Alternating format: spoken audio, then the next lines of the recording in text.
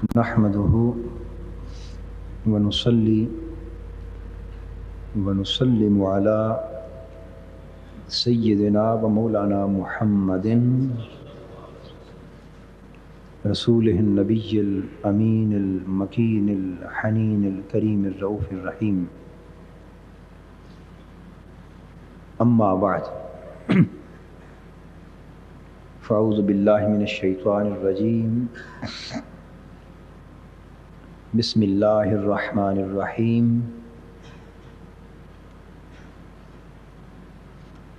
ووصينا الإنسان بوالديه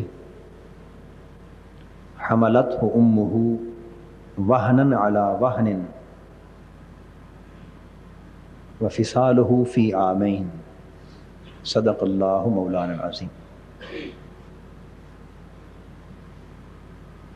محترم مشائخ و علماء کرام، معزز خواتین و حضرات اور عزیزان گرامی قدر، بحمد اللہ تعالی ہم نے اسلام اور ہماری زندگی کے عنوان سے جس سلسلہ گفتگو کا آغاز کیا تھا اس کا پہلا موضوع حقوق والدین چل رہا ہے. آج ہم انشاءاللہ تعالی تخصیص کے ساتھ ماں کے حقوق سے اپنی گفتگو کا آغاز کر رہے ہیں. قرآن مجید کی ایک آیہ کریمہ کے مبارک الفاظ میں نے تلاوت کیے.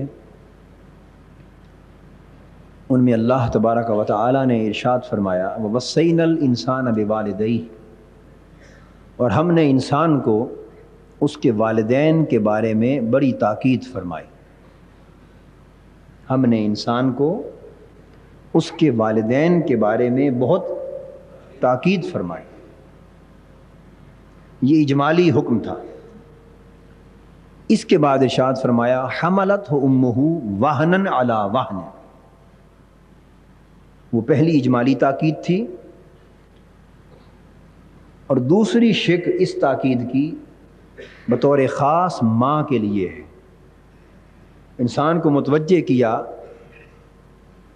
کہ انسان کو چاہیے کہ وہ یہ جانے کہ اس کی ماں نے اسے تھک تھک کر عرصے تک اپنے پیٹ میں سنبھالا. اب اندازہ فرمائیں کہ قرآن مجید کس قدر نفسیاتی اپروچ کر رہا ہے، سائیکولوجیکل اپروچ.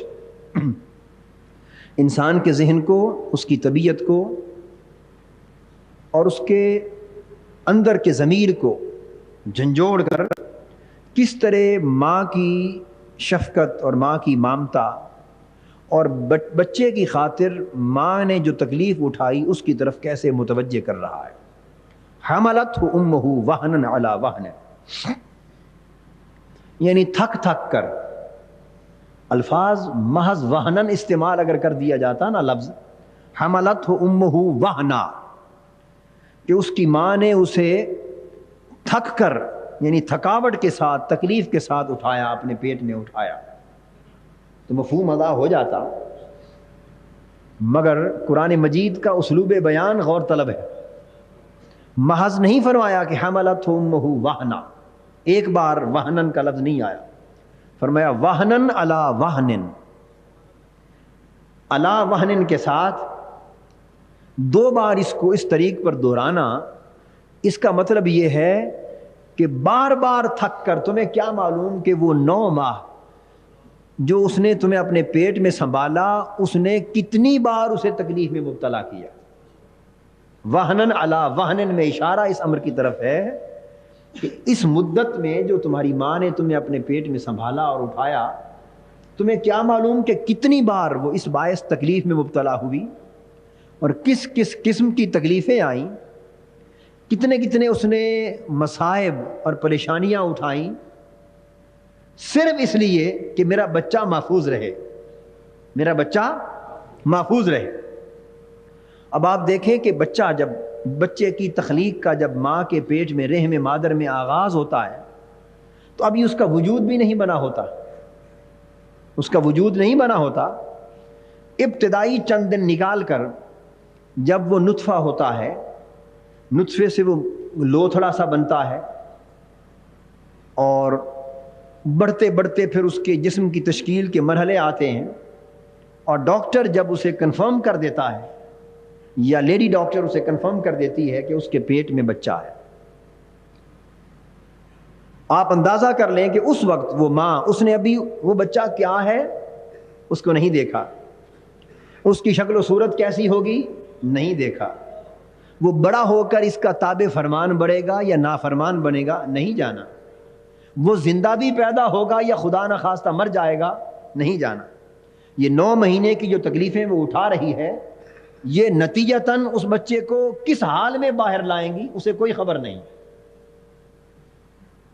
کسی شے سے وہ باخبر نہیں، سالم ثابت پیدا ہوگا یا معاذ اللہ اس کے اعضاء سلیم نہیں ہوں گے، اسے کسی شے کی کوئی خبر نہیں ہے۔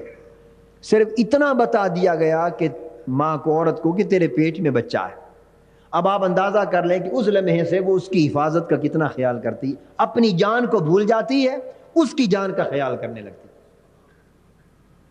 کئی بار اسے تکلیف آتی ہے، اسے اپنا فکر نہیں ہوتا، یہ خیال ہوتا ہے کہ کہیں میرے بچے کو نقصان نہ ہو جائے، حالانکہ اس کی آنکھوں نے دیکھا بھی نہیں۔ یعنی اس کو اللہ نے اس کے ماں کے پیٹ اور رحم میں جو سنبھالا دیا، ساتھ ہی ماں کی جان اس کی جان میں لٹکا دی۔ اب وہ جو اس کی جان میں لٹک گئی، اس نے اسے وہنن علی وہنن، 1000 بار بھی اگر تکلیف آئی تو خوش طبع کے ساتھ کھلے دل سے اٹھانے پر آمادہ کر دیا۔ اب کئی بار اسے تکلیفیں آئیں، پریشانی آئی، تو 9 ماہ اس نے بارہا تکلیفوں سے، پریشانیوں سے اپنے آپ کو گزار کر، تھک تھک کر، ہار ہار کر اس بچے کو اپنے اس قیام کے تکمیل تک پہنچایا۔ قرآن مجید اس جگہ اسے، انسان کو، ان 9 ماہ کی تکلیفوں کی طرف متوجہ کر رہا ہے، اور اس کے بعد فرمایا وَفِصَالُهُ فِي عَامَيْنِ۔ صرف یہی نہیں کہ اس نے 9 ماہ کی تکلیفیں اٹھائیں اپنے پیٹ میں اسے سنبھال کر، بلکہ جب وہ پیدا ہو گیا تو پھر اسے اپنا دودھ پلایا۔ اور دودھ کیا ہے؟ سارا کچھ جو ماں نے کھایا اور اس سے خون بنا، اس نے اپنا خون دودھ میں بدل کے اپنے بیٹے کو پلا دی، اپنی بچی کو پلا دی۔ وہ اگر نہ پلاتی تو صاف ظاہر ہے اس کی صحت بہتر ہوتی۔ اس نے اپنا خون، اپنی جان، اپنی خوراک کا نچوڑ اس کو پلا دیا، گویا اپنی جان کے عوض اس کی جان کو پال رہی ہے۔ فی عامین، اور 2 سال تک اس نے دودھ پلایا اور اس کے بعد پھر چھڑایا، گویا 2 سال اور 9 ماہ۔ یہ عرصہ قرآن مجید بیان کرتا ہے کہ تیری ماں نے تجھے اس زمانے میں اتنی تکلیفوں کے ساتھ پالا۔ اور یہ اشارہ تو اس طرح کیا نا کہ جب ماں اپنی جان، اپنا خون پلا رہی ہے دودھ کی شکل میں، تو پھر باقی تکلیفوں کا اٹھانا اس بچے کے لیے تو اس کے لیے بہت ہی آسان۔ یعنی وہ اگر بچہ سویا ہے اور اس نے پیشاب کر دیا ہے بستر پر، اور پیشاب خود بچے نے کیا، بستر بھیگ گیا، اب اسے تکلیف ہو رہی ہے تو ماں اسے اٹھا کے دوسری طرف کر لیتی ہے اور اس کے پیشاب والے بستر پہ خود سو جاتی ہے۔ اس نے اگر ادھر بھی پیشاب کر دیا تو وہ اسے اپنے اوپر لٹا لیتی ہے، خود پیشاب والی جگہ پر بھیگی بستر پہ لیٹ جاتی۔ اگر بچے کو تکلیف ہے، آپ لوگ مرد موجود ہیں، آپ خود فیصلہ فرما لیجئے میری بات درست ہے یا غلط۔ وہ بیٹا، وہ بیٹی آپ کی بھی اولاد ہے، ماں کی بھی اولاد ہے، آپ کی بیوی کی بھی اولاد، دونوں والدین کے لیے بچے کی دونوں کی حیثیت برابر۔ مگر بچے کو تکلیف ہو، علیر ہو بچہ، تو ماں ساری رات فجر تک اپنی کمزور صحت اور طبیعت کے باوجود اس بچے کے لیے جاگتی، مگر بغیر انقطاع کے کبھی آپ نے بھی اس طرح جاگ کے دیکھا؟ بولیے، شاذ ہی کوئی رات ایسی آتی ہو کہ جب عجیب صورتحال پیدا ہو جائے اور سونے یا بیٹھنے کا موقع نہ ملے علاج معالجے کے لیے۔ ورنہ ہوتا یہ ہے کہ باپ تو پھر بھی نیند کر لیتا ہے، مگر ماں کی مامتا کو نیند کہاں سے آئے؟ جب تک بچہ رو رہا ہے ماں کیسے لیٹے؟ تو ساری رات جس ماں نے اپنی خوراک، اپنا خون، اپنی جان بچے کو دے دی، اپنا آرام بچے کو دے دیا، راتوں کا چین اور نیند بچے کو دے دی، اور آپ دیکھیں گے اگر بچے کو تکلیف ہے تو سارا دن بھی ماں گود میں اٹھا کے بیٹھی، ساری رات بھی گود میں اٹھا کے بیٹھی. شاید اس طرح مسلسل کئی دن اور کئی راتوں کا جاگنا کسی اور وجہ سے اس عورت کے لیے بھی ممکن نہ ہوتا، اور جاگتی تو شاید مر جاتی، مگر یہ بچے کے اندر جو اس کی مامتا ہے، جو جان لٹکی ہوئی ہے، یہ اگر اسے مہینوں تک دن رات مسلسل جگائے رکھے تو جاگتی ہے، زندہ رہتی ہے. مگر باپ اس پوزیشن میں نہیں ہے. یہ بات درست ہے یا نہیں؟ اس لیے اللہ پاک نے اجمالاً والدین کے ساتھ احسان کی بات کر کے فوراً مضمون کا التفات اس طرف کر دیا، حملتہ امہ وہنا علی وہن. والدین سے احسان کرو اور جانو کہ ماں کا درجہ پھر والدین میں حق کے اعتبار سے بڑھ کر ہے. اس کا حق اس لیے زیادہ ہے کہ جو تکلیفیں اپنی جان پر تمہاری ماں نے برداشت کی ہیں ان کا اندازہ تمہارے والد کو بھی نہیں ہو سکتا. دوسرے مقام پر فرمایا وَوَصَّيْنَا الْإِنسَانَ بِوَالِدَيْهِ إِحْسَانًا حَمَلَتْهُ أُمُّهُ كُرْهًا وَوَضَعَتْهُ كُرْهًا وَحَمْلُهُ وَفِصَالُهُ 30 شهرًا. ہم نے تاکید کر دی انسان کو والدین کے لیے کہ وہ اپنے والدین سے حسن سلوک کریں، احسان کے ساتھ پیش آئیں، نیکی اور بلائی کے ساتھ پیش آئیں. یہاں احسانہ کا لفظ تاکید کے ساتھ بڑھا دیا اور اس کے ساتھ ارشاد فرمایا اب ماں کی اس تکلیف کو ایک اور انداز کے ساتھ بیان کیا جا رہا ہے. وہاں تھا حملتہ امہ وہنا علی وہن، ریپیٹڈلی بیان کیا تھا کہ کس طرح تھک تھک کر ہار کے تکلیف اٹھا کے تمہاری ماں نے تمہیں سنبھالا. یہاں انداز بدل دیا، فرمایا حملتہ امہ کرہا ووضعتہ کرہا. وہاں دو چیزوں کے، دو زمانوں کی طرف متوجہ کیا تھا، بچے کو پیٹ میں سنبھالنے کا زمانہ اور پھر 2 سال تک دودھ پلانے کا زمانہ. یہاں ایک تیسرے مرحلے کی طرف متوجہ کر دیا، فرمایا کہ حملتہ امہ کرہا. اس انسان کو دیکھنا چاہیے کہ اس کی ماں نے کتنی تکلیف اٹھا کر اس کو اپنے پیٹ میں سنبھالا. ووضعتہ کرہا، اور صرف وہی زمانہ نہیں بلکہ پھر وہ تکلیف اس سے کہیں بڑھ کر تھی جب اس نے اسے جنا. وہ جو درد ذہ ہے جس کا تصور بھی سوائے ماں کے کوئی اور نہیں کر سکتا. قرآن مجید نے متوجہ کیا کہ نہ صرف سنبھالا 9 ماہ تک تکلیف کے ساتھ بلکہ پھر وضع کیا جب اس کو جنا تو وہ کتنی تکلیف سے تھا.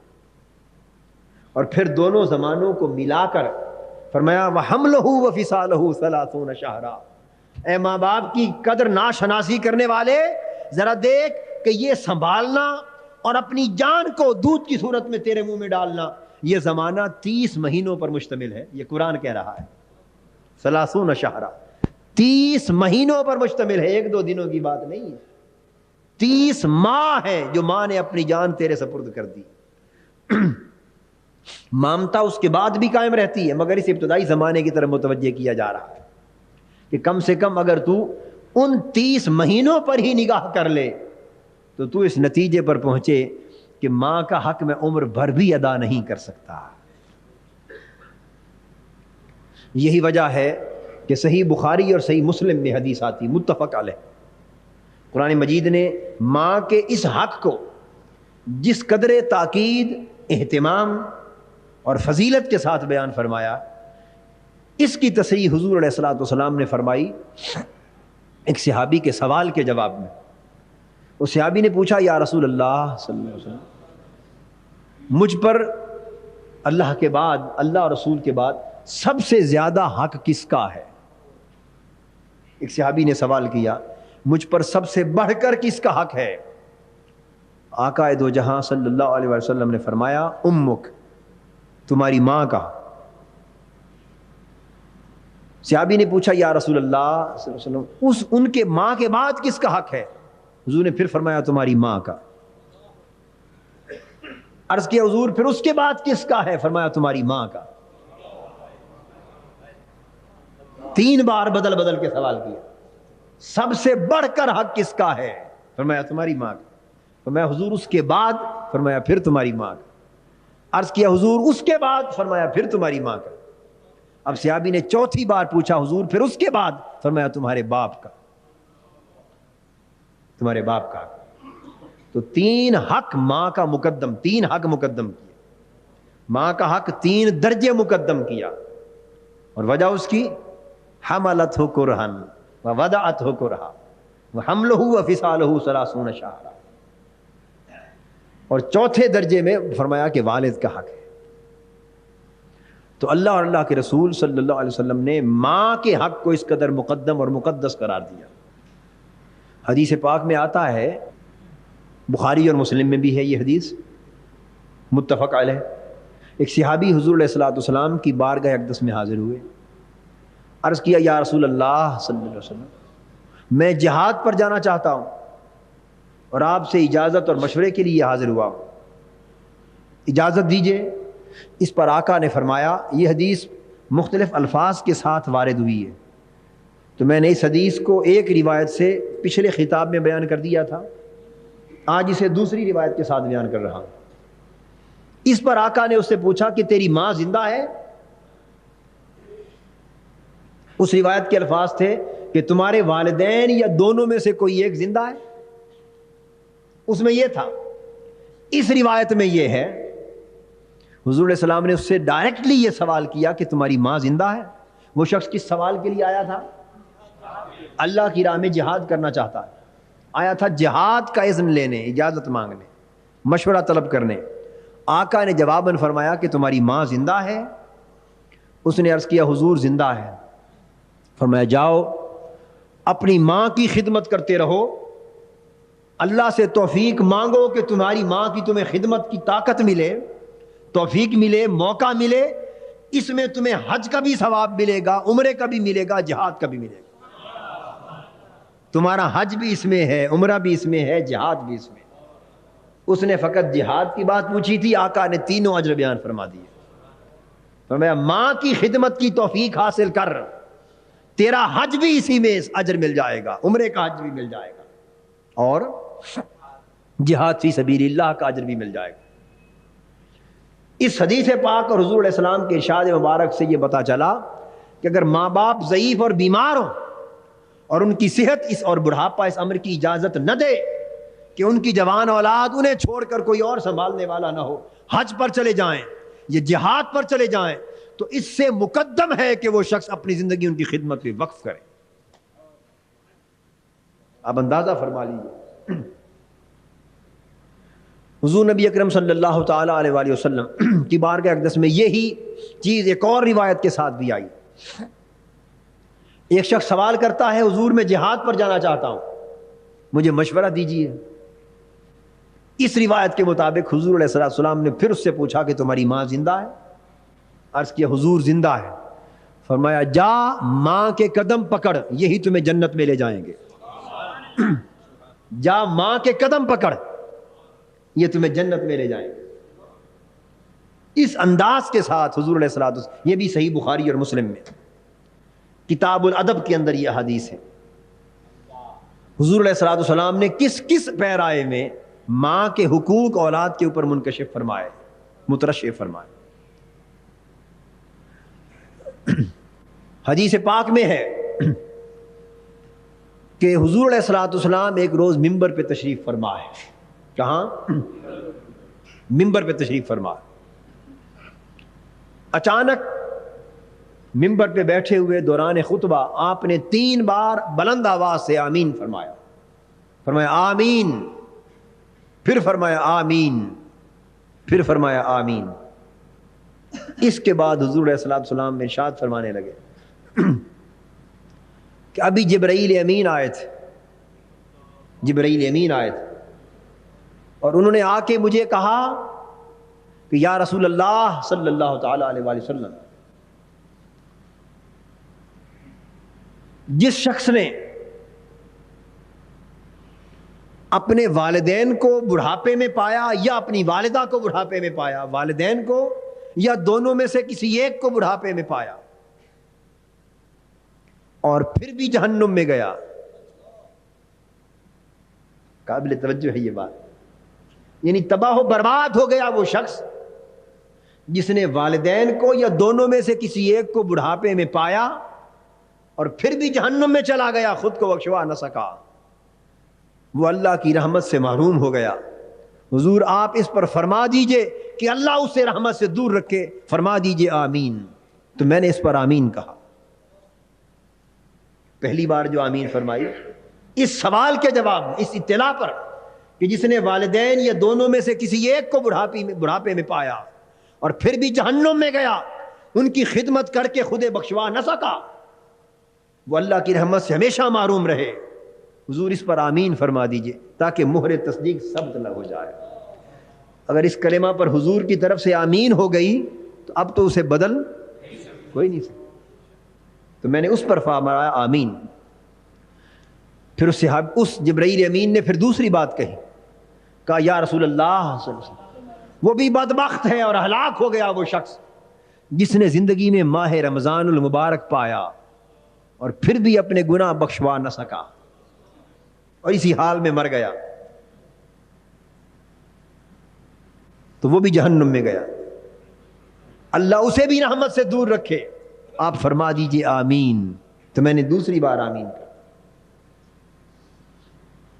اور تیسرا ارشاد فرماتے ہیں حضور علیہ السلام کہ تیسری بار جبرائیل امین نے کہا آقا وہ بدبخت تباہ و برباد ہو گیا جس کے سامنے حضور کا ذکر ہوا, جس کے سامنے حضور صلی اللہ علیہ وسلم کا ذکر ہوا اور اس نے سن کر بھی درود و سلام نہ پڑھا, سن کر درود نہ پڑھا صلی اللہ تعالی وسلم. حضور کا ذکر ہوا اور اس نے درود نہ پڑھا اور اسی حال میں مر گیا, وہ جہنم میں گیا. اور اللہ اسے ہمیشہ اپنی رحمت سے دور رکھے. آپ فرما دیجئے آمین. حضور نے آمین فرما دی. آپ اندازہ کیجئے کہ ان تین چیزوں کو ایک درجے میں اکٹھا بیان کرنا اور بیان میں ترجیح جو دی, پہلا حق بندے پر اپنی والدین کے ذکر کا کیا. گویا حضور علیہ السلام کا ذکر پاک سنے اور درود نہ پڑھے, یہ بدبختی ہے. ماہ رمضان پائے اور اپنی گناہوں کی بخشش اللہ سے حاصل نہ کر سکے, یہ بھی بدبختی ہے. اور والدین کے بڑھاپے کو پائے اور جنت کی ضمانت نہ لے سکے, یہ بھی بدبختی ہے. ان تینوں گناہوں کو حضور علیہ السلام نے ایک درجے میں قرار دیا. حدیث پاک میں آتا ہے حضرت اسماء بنت ابی بکر رضی اللہ تعالی عنہ, حضور سیدنا صدیق اکبر رضی اللہ تعالیٰ عنہ کی صاحبزادی, وہ جس ماں کے پیٹ سے تھیں وہ کافر اور مشرک تھی. کیونکہ جب تک یہ حکم نہیں آیا تھا نا کہ نکاح اہل ایمان کا اہل ایمان سے ہو اور کافر و مشرک سے نہ ہو, تو اس وقت کراس میرجز ہوتی تھی, رشتے اور نکاح آپس میں پہلے ہوتے تھے. یہ اس وقت جا کے بند ہوئے جب شریعت نے اور قرآن مجید نے اس کو اور حضور علیہ السلام نے منع فرما دی. تو حضرت اسماء بنت ابی بکر رضی اللہ تعالیٰ عنہ کی والدہ کافر اور مشرکہ تھی. حضور علیہ السلام کے عہد مبارک میں, آپ کے عہد مبارک میں حضرت اسماء بنت ابی بکر کی والدہ ان سے ملنے کے لیے آئی اور وہ کافرہ تھی, مشرکہ تھی. حضرت اسماء حضور علیہ السلام کی بارگاہ اقدس میں حاضر ہوئی اور عرض کیا یا رسول اللہ میری والدہ مجھے ملنے کے لیے آئی ہے اور وہ کافرہ اور مشرکہ ہے, یعنی حضور علیہ السلام کو نہیں مانتی. کافر اور مشرک ہونے کا معنی کیا ہے؟ نہ حضور کو مانتی ہے, نہ اسلام کو مانتی ہے, نہ قرآن کو مانتی ہے, بلکہ اللہ کے ساتھ شرک کرتی ہے, بتوں کی پوجا کرتی ہے. ذرا دیکھ لیجئے کہ کس سطح کا معاملہ ہے. مشرک یعنی دین کی دشمن ہے, دین کی منکر. والدہ میری, تو اب فرمائیے میرے لیے کیا حکم ہے؟ آقا نے فرمایا کہ بے شک وہ مشرکہ ہے مگر ہے تو تیری ماں, اس کے ساتھ تیرے لیے اب بھی حسن سلوک کا حکم ہے. حسن سلوک کے ساتھ پیش آ, اس کا مذہب اس کے ساتھ ہے, مگر اولاد کو یہی چاہیے کہ وہ ماں سمجھ کے دیکھے اور احسان اور حسن سلوک کا جو حکم ہماری طرف سے آیا اسے برقرار رکھے. حضور نبی اکرم صلی اللہ تعالیٰ علیہ وآلہ وسلم نے مختلف مواقع پر کئی اعتبار سے ماں کے حقوق اپنی امت پہ اس طرح واضح فرمائے، جس سے اندازہ ہوتا ہے کہ اولاد اپنی عبادات کو اس وقت تک اللہ کی بارگاہ میں مقبول نہیں بنوا سکتی، اللہ کے حضور سے سعادت اور خوشبختی کی نعمت اس وقت تک نہیں پا سکتی جب تک وہ اپنی ماں کے حق کو سب سے بڑھ کر مقدم طریقے پر ادا نہیں کرتے۔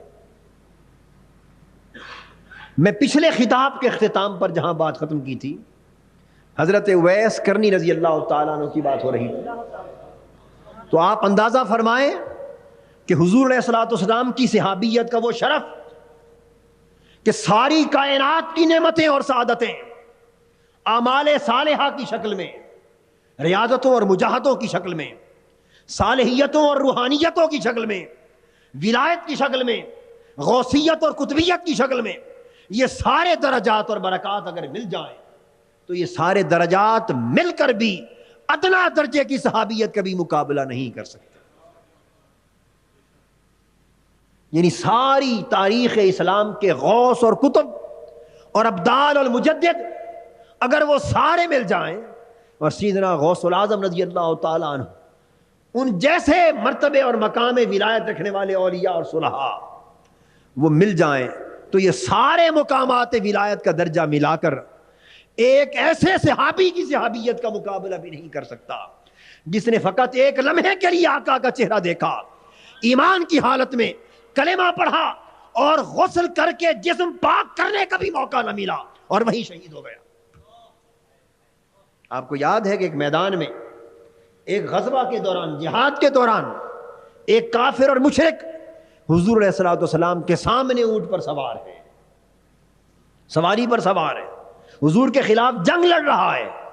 اچانک جب اس کی سواری آقا دو جہاں کے ذات اقدس کے سامنے آئی اور اس کی نگاہ جب حضور کے چہرے پر پڑی تو اس کے دل کی کایا پلٹ گئی۔ جن جن کے نصیب میں ایمان تھا، جن جن کے نصیب اور بخت میں ایمان تھا، ان کے لیے فقط ایک نگاہ اس چہرے پر ڈال لینا بھی کافی تھا۔ اس چہرے کو تکتے ہی دل کی کایا پلٹ جاتی تھی۔ حضور کے چہرے کو دیکھا، کایا پلٹ گئی، طبیعت کفر سے اچاٹ ہو گئی، ایمان قبول کرنے کو دل چاہا، اور ابھی اپنی سواری پر بیٹھے ہی حضور سے مذاکرات کرنے لگا، نیچے نہیں اترا، اوپر بیٹھتے ہی پوچھتا ہے، اے محمد صلی اللہ علیہ وسلم، اگر میں آپ کا کلمہ پڑھ لوں، مسلمان ہو جاؤں حالت کفر اور حالت شرک میں، تو بتائیے مجھے کیا ملے گا؟ حضور نے فرمایا اگر تو کلمہ پڑھ کے مسلمان ہو جائے تو تمہیں جنت مل جائے گی۔ پوچھا اس بات کی ضمانت ہے کہ مل جائے گی؟ فرمایا ہاں ضمانت دیتا ہوں۔ تو یہ تو ضمانتیں دینے ہی کے لیے تو آئے تھے نا آقا، ضمانتیں دینے ہی کے لیے آئے تھے، تو فرمایا ضمانت ہے تمہیں جنت مل جائے گی۔ اس نے کہا یہ آپ کا وعدہ ہے؟ فرمایا وعدہ ہے۔ اس نے کہا اچھا پھر حضور میں یہیں سے کلمہ پڑھتا ہوں۔ اپنی سواری پر بیٹھے کلمہ پڑھ لیا اور کلمہ پڑھ کے نیچے اترنے لگا کہ اب اپنے نبی کی دستبوسی کروں۔ نبی مان لیا نا، سواری پر بیٹھے تو کلمہ پڑھ کے جب مسلمان ہوا تو وہی ایک نگاہ حضور کے چہرے پر پڑی اور پائیدان میں قدم رکھ کے نیچے اترنے لگا کہ اب قدم بوسی کروں اپنے نبی کی، پاؤں پھسلا، وہیں گرا اور شہید ہو گیا۔ کلمہ پڑھنے کے بعد غسل بھی نصیب نہیں ہوا۔ وہ جو حالت اسلام میں داخل ہونے کے بعد ایک مرتبہ غسل کر کے انسان جسم کو پاک کرتا ہے نا، کہ مشرکوں کو قرآن نے نجس کہا تھا، انما المشرکون نجس، وہ جو شرک کی پلیدی ختم کی تھی کلمہ طیبہ سے، اب جسم کو غسل بھی نہیں دیا جا سکا۔ اس کے بعد تفصیلات کلمے کی پڑھنا اور نماز پڑھنا اور سبق سیکھنا روزے کا اور حج کا اور زکوٰۃ کا اور مسائل شریعہ جاننا، یہ تو آگے کی باتیں تھیں۔ یہ موقع ملتا تو نماز پڑھتے۔ ارے نماز کا سجدہ دینا تو درکنار، ابھی نماز یاد تک نہیں ہوئی ہے، نماز کی فرضیت کا مسئلہ تک معلوم نہیں ہوا، بس کلمہ پڑھا، ایمان کی نگاہ آقا کے چہرے پر پڑی، گرے شہید ہو گئے۔ میرے آقا میدان میں جنگ لڑنے والے صحابہ کو بلا کے فرمانے لگے آؤ، جس کو جنتی کا چہرہ دیکھنا ہو اس کو دیکھ۔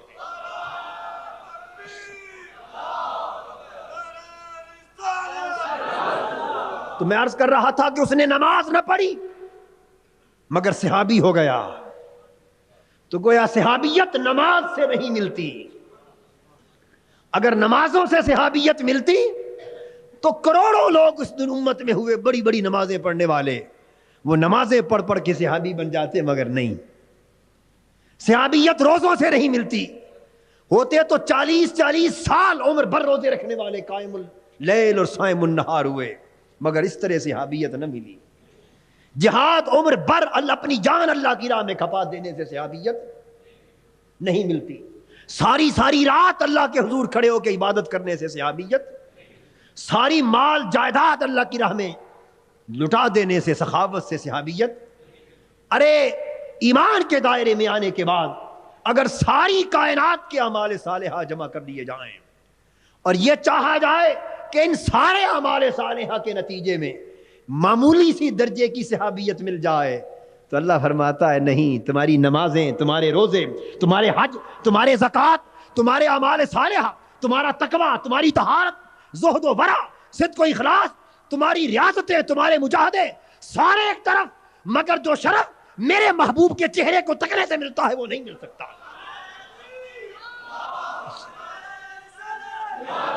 یہ درجہ صحابیت ہے جس کو سیدنا غوث العظم بھی جس درجہ صحابیت کا مقابلہ اس درجے کے صحابی کا بھی مقابلہ نہیں کر سکتے. وہ درجہ صحابیت جس کو بس انہی لوگوں نے پایا جنہوں نے جیتے جاگتے ایمان کی نگاہ سے حضور کا چہرہ تک لیا. وہ شرف قیامت تک پلٹ کر اب کسی اور کو نصیب, خواہ ہر رات کوئی خواب میں حضور کی زیارت کرتا پھرے, خواہ ہر رات خواب میں کسی کو حضور کی زیارت نصیب ہو, اور خواہ عالم بیداری میں جاگتے ہوئے آقا کی زیارت نصیب ہو, اور ساری زندگی حضور کی زیارت میں گزر جائے, تو زیارتیں تو لاکھوں بار نصیب ہو سکتی ہیں مگر صحابیت نہیں نصیب. وہ شرف صحابیت تھا. حضرت اویس کرنی نے 20 برس حضور کی زندگی میں گزارے, 1-2 مہینے یا سال 2 سال کی بات نہیں, 20 برس گزارے, 20 برس. معلوم تھا کہ ایک لمحے کے لیے, ایمان تو تھا ہی, پہلے ہی مومن تھے, متقی تھے, عاشق تھے. معلوم تھا کہ ایک لمحے آ کر اپنے محبوب کا چہرہ تک لیا تو صحابی بن جاؤں گا, تابعیت سے درجہ اونچا ہو جائے گا, اب تابعی ہیں, صحابی بن جاؤں گا.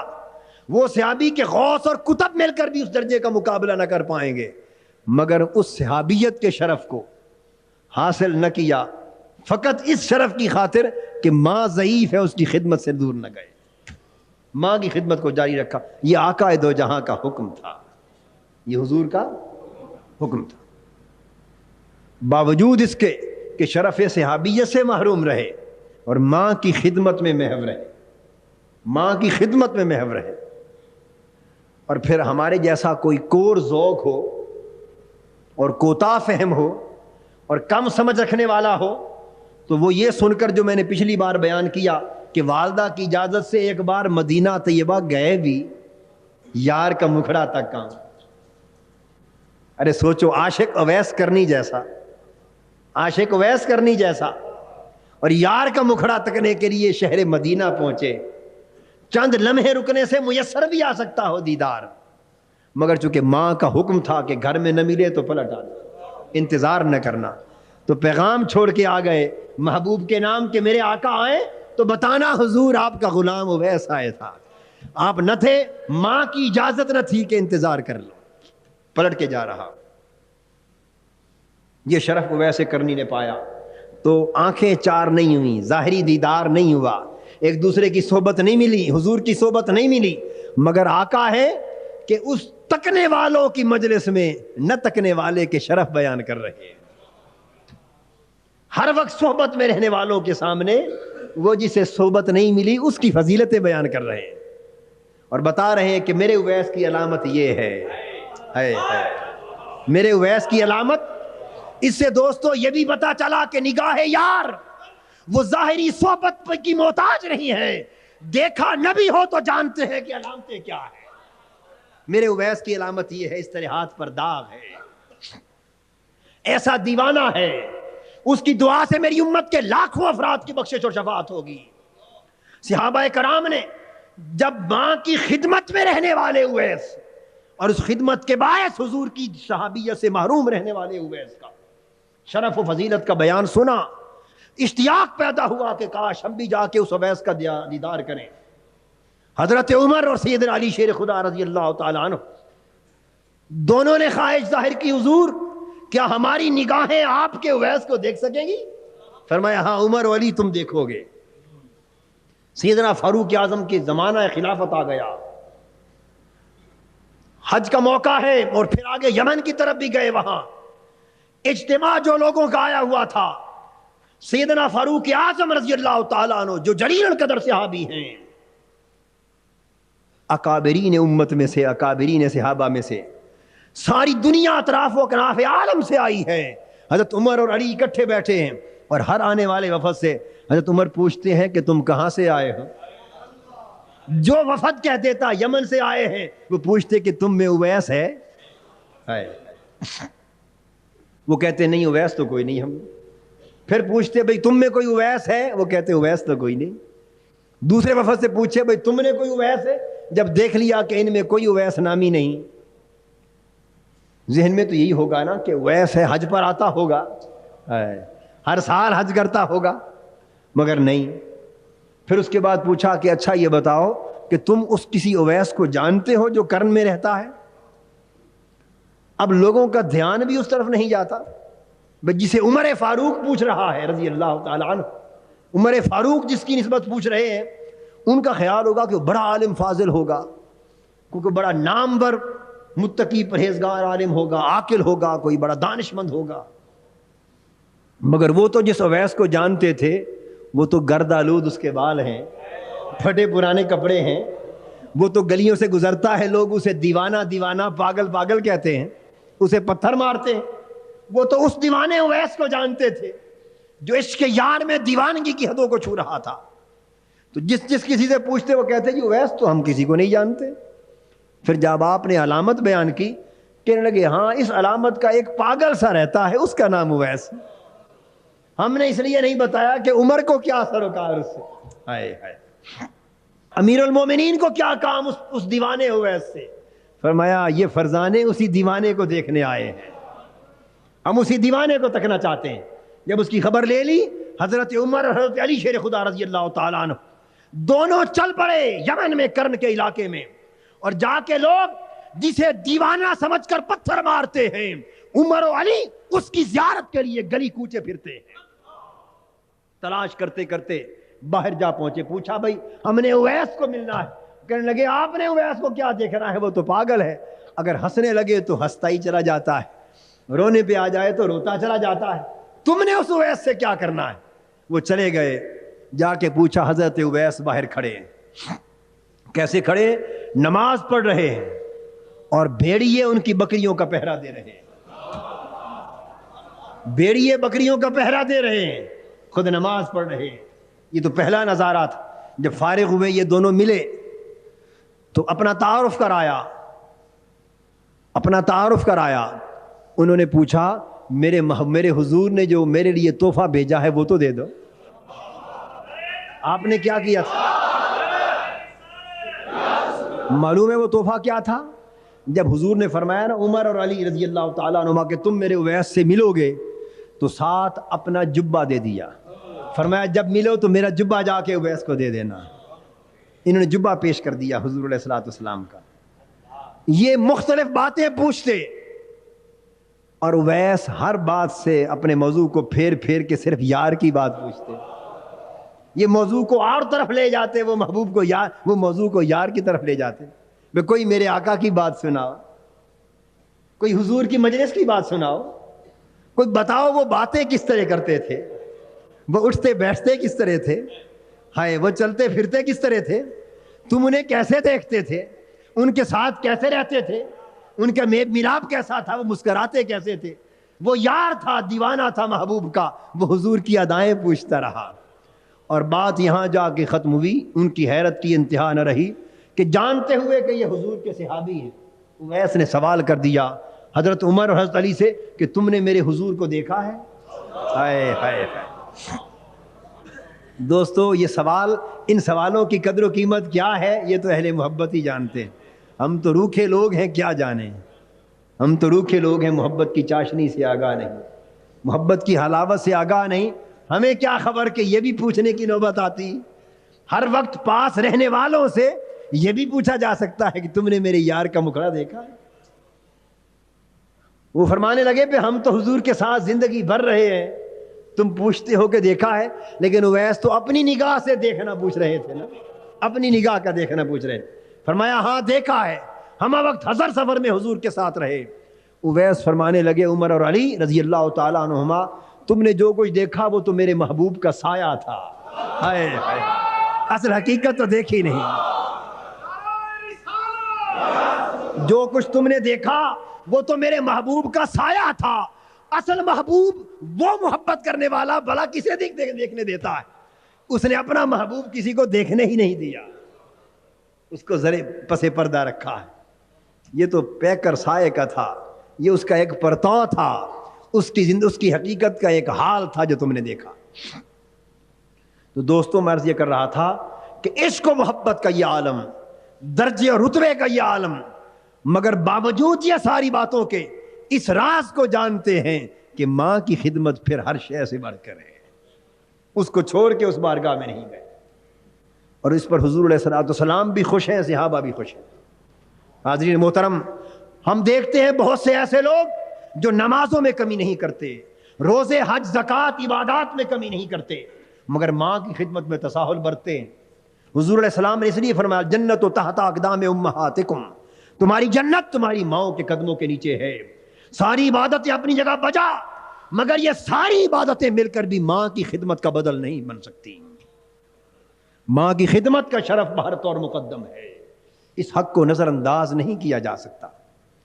اس لیے ہمیں چاہیے کہ اللہ پاک نے ماں کا جو حق ہمارے لیے زندگی میں متعین کر دیا ہے، ہم مرتے دم تک اس حق کی ادائیگی میں مستعد رہیں۔ اللہ تبارک و تعالی ہمارے حال پہ لطف و کرم فرمائے۔